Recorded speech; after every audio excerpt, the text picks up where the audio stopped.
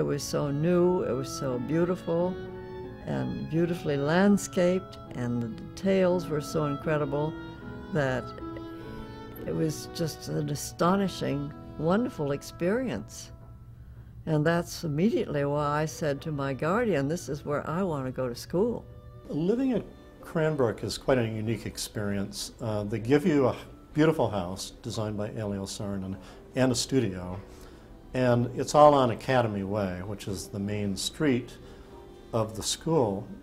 And it's sort of like living in a small town, except that all the residents of the town are artists and designers and architects. It's an absolutely integrated approach where architecture and landscape and product design and art are integrally connected.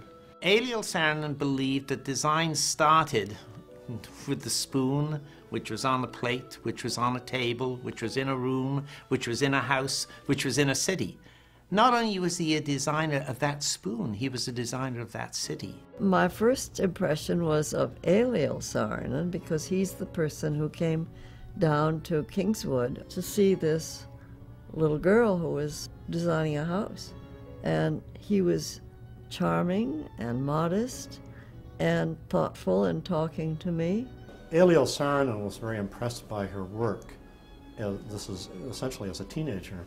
So the Saarinen family kind of unofficially adopted her, and she worked with and interacted with Eero Saarinen, and the whole family. And I think that was a huge influence on her work and on her vision. And perhaps the first furniture I experienced of Eero's design was my room at Kingswood. I'm sure he laid it out. It was because I could just tell. And the first thing he suggested to me was to redesign the room and make the furniture. So that was his mentality. He was already working on me to get involved in that sort of thing. I think Cranbrook taught Florence Knoll about the lyrical figure in space, because the sculpture there is very much figural and the space is very magical. Then after Cranbrook, she worked with Mies van der Rohe, and he taught her about minimalism and the idea of the ground against which the figure works. I designed the architectural spaces that were needed to make the room work. I mean, things like this wall or the sofas and things that gave the space. And the chairs, sculptural, I left for people like Bertoia and Saarinen.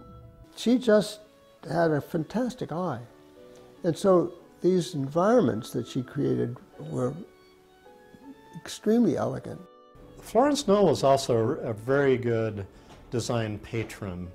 So she brought Eero Saarinen and her old buddy from Cranbrook to design essentially the figures to go against the ground that she was designing. She was designing the case goods, a very elegant, larger furniture pieces. I started a thing called the planning unit. That was for space planning for buildings. That was also to get the furniture we needed. And that's when I got Eero and Rapson and Bertoia. All those people were from Cranbrook.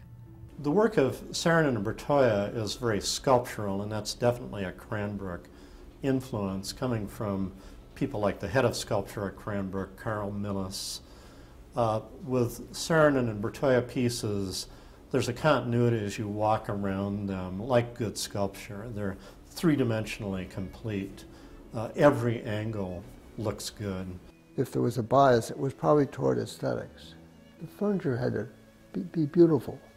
Hans had some Swedish designers were perfectly nice and did nice general things, but I wanted Mies. I wanted the very top of everything for us, and got it. And I suspect that people brought designs to Knoll because of Schuh, because they knew they would get a good reception. American modernism, it has said, found its birthplace at Cranbrook. Knoll, of course, is associated with modernism. It's also associated with creativity, research, perfectionism. Excellence is hard to define, yet it is immediately recognizable. And I think that that's what Florence Knoll contributed.